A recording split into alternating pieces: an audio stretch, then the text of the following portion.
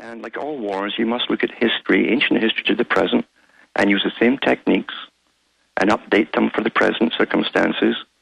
And you cannot lose if you have a big, big club at the top, all bound together by social status, hereditary status, a lot of them, financial status, and they're brought up in the best private schools and universities.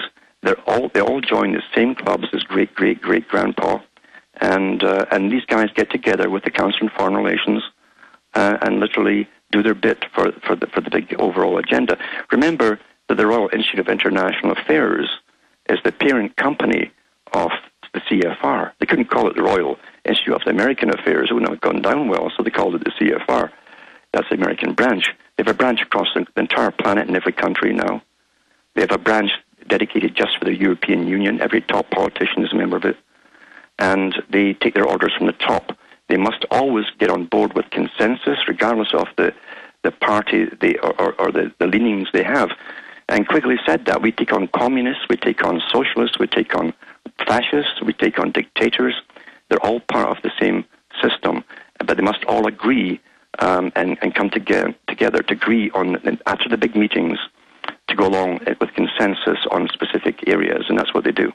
Yeah. Obviously, you said quite a bit there, but I want to go back to the way you were talking about them gaming the energy industry, and gaming technology essentially is planning the buffet of options and then preparing the response ahead of time, so no matter what they choose, they're ready to go. And I know you've talked before about how they use the deregulation climate to move forward things, a certain football field of steps, and then when they switch things back over. And I know across the world, as Keynesianism kind of lost its favor in certain areas, they brought in the kind of deregulated Margaret Thatcher, Reagan-looking thing, but they've been gaming both sides of it all along and centrally planning it.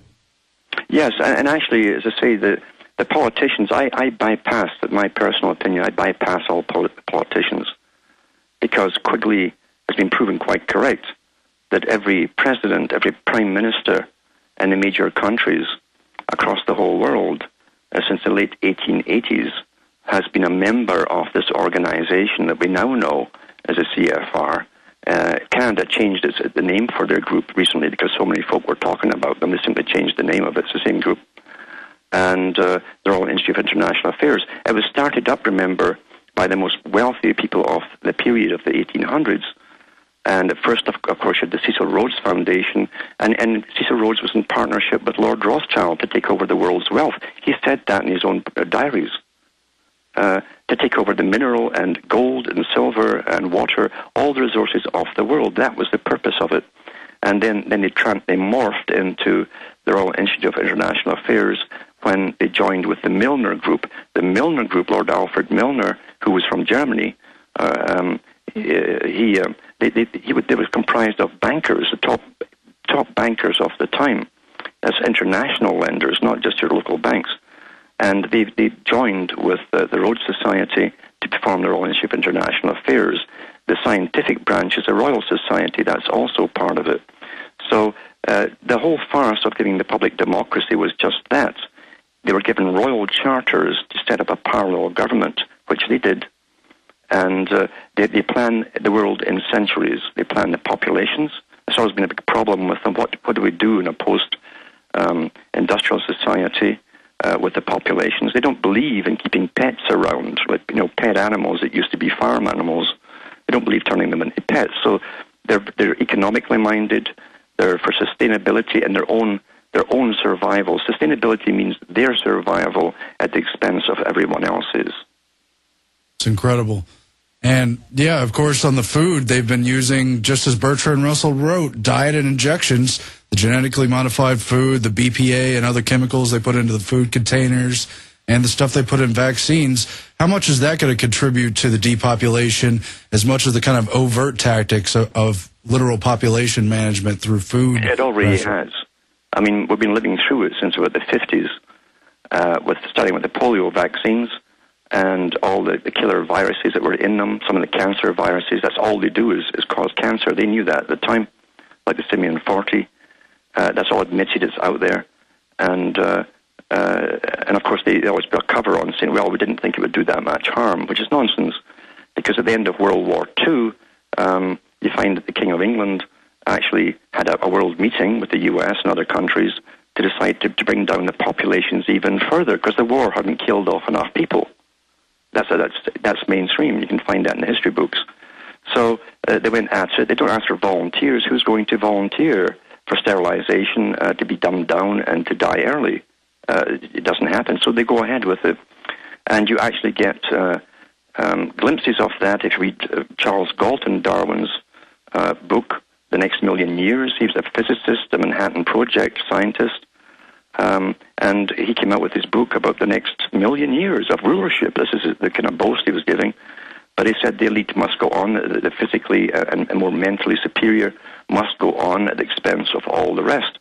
And then he came out with ways to dumb down the public. He said even one of the best ways to get rid of the aggression, the fighting aggression in the male, was to find ways of putting in estrogen and hormones into the food or the water or into inoculations or all three. Now, this is a top world-renowned scientist who was at the pinnacle with all of the world meetings at the time on depopulation, coming out openly with the agenda. And we're living through it. The cancer rate skyrocketed from when I was young. And interestingly enough, they just came out with an article from the World Health Organization saying now that they're opening up the Far East countries and the lower economies, the lower countries, now that we're opening them up, there's going to be a huge explosion in those countries of cancer, just like that, just suddenly, not telling you why. But of course, they're going to introduce all of the food injections. The UNESCO comes in first with the World Health Organization and makes sure that they all get their injections first. That's prime, because that's the one that targets the brain and drops the old IQ points a few points down. It's incredible. This is a war. They really do. Nothing is by accident here. No, they really do just set the stage to unleash a certain amount of energy, build it up, and then they soak it back up economically and through our very livelihood. And, we're just going to wake up with a demographic winter. No one can have children, and you pay for access to have the children you can have. And the cancer.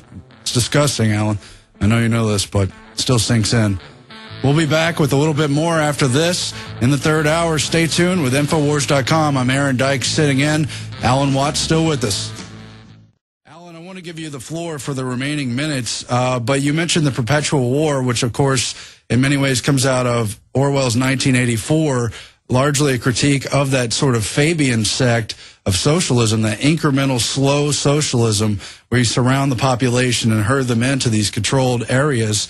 And so I know also, meshing with that, Julian Huxley, the first head of UNESCO, really, he wrote in his own way about the clash of cultures, the synthesis that would come from kind of the West clashing then with the Soviets. But isn't it the same today with the Middle East? And what do you see on the horizon for the Middle East? Is really existing that have a different culture, a different system. They used to have no usury at all, which is a handy thing to have. But, of course, everyone must be standardized into the one system, whether they like it or not. And if they don't like it, they simply get bombed into it. And then in comes UNESCO, the IMF, and all the World Bank and the loans, and this fake front called democracy. Because we've never had democracy. That's the truth of the whole matter. But I've got a good show of it, of course, because it keeps the public. See, if it didn't give you democracy and the chance to vote every 4 or 5 years, they know you'd have revolutions. That's why they created democracy, this front of democracy. That's the real intention behind it. And you don't vote in a new bunch thinking that they're going to be better. You hope they're going to be better, but you're voting out the last bunch. You're so sick of them. And that's really what it's based upon, is simply a safety valve and hope. It lives in hope that it's going to get better. But your life's experience should tell you that nothing's been getting better, regardless of who's in. It's always been getting worse, because it's a plan. It's nothing to do with the politics. As I say, they're there as a punch and judy show. You throw tomatoes at them. This is to do with a private organization running the world, run by very powerful, wealthy, intelligent, very old, family people, and this is the world agenda. H.G. Wells wrote about this in the 1920s, right down to eventually killing off those with inferior genes simply by sterilizing them. He says it's the most humane way to do it is just to sterilize. The gene pools will die off that way, the inferior pools, and then you're left with the better types and a reduced population. That's what he said. And even talked about bringing in windmills and, of course, the rationing of power. 1920s, Fabian Society, another branch of theology of international affairs. It's not the news headlines of the day that quickly grab your attention, but Alan really knows what he's talking about. If you read the literature for yourself, you'll begin to understand it too. And that's the only way we're ever going to get any of this back, because as he said, they have it planned and they're prepared for the opposition, and they're ready to essentially iron us into uniformity. Alan, I want to thank you so much for joining us today. Your insights are very valuable, and I hope we have you on the InfoWars Nightly News Show coming up soon. That's about it for today's broadcast, but stay tuned for the retransmission. And Alex, again, will be back tomorrow, but tonight we have InfoWars Nightly News, and there's more where that came from. So stay with us, and I've been Aaron Dyke sitting in. Research it for yourself and visit the websites Infowars.com, PrisonPlanet.com. Thanks to Alan Watt and the other guests, Lou Rockwell. You don't need me to tell you that humanity is in a deep crisis. Everyone can feel it. We know a tectonic struggle is now taking place between the forces of freedom and those who love darkness, bondage, and enslavement. Yes, my friends, evil is rising. But take heart. For every action, there is an equal and opposite reaction. Recently, New World Order operative Hillary Clinton admitted they're losing the info war. We are in an information war, and we are losing that war. The globalists are scared. They've overreached. The future of the info war is in your hands. Join PrisonPlanet.tv. Download the thousands of special video reports, ebooks, and more, and get them out to everyone you know. Continue to spread the word about the broadcast on YouTube, Facebook, Twitter, and every other globalist propaganda platform. We are going to use their system against them. The info war now goes into high gear.